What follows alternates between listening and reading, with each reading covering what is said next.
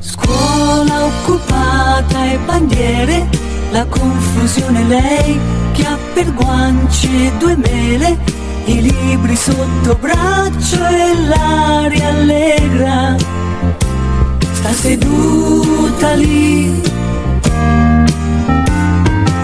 Io quasi quasi ci tento, al massimo mi dice che è chiuso il convento, e invece mi sorride e fa la scema, giocando con la cicca un passo da me.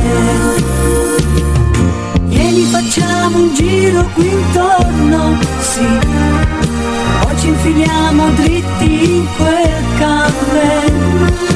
Un cappuccino sul tavolino, e quante cose che le direi.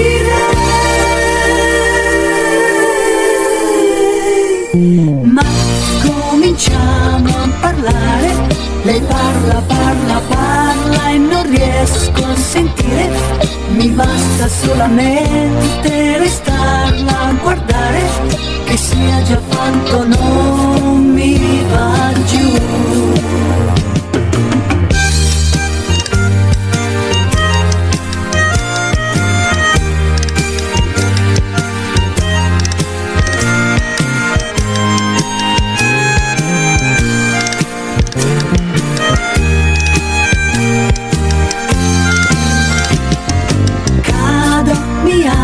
E ridiamo, e inavvertitamente mi sfiori la mano, le nostre gambe sotto il tavolino, adesso stanno già parlando di noi. Già mi sento un brivido addosso, che non è di sesso matto ma è giù di lì. Mi sento bene a starne insieme, chissà che cosa pensa di me.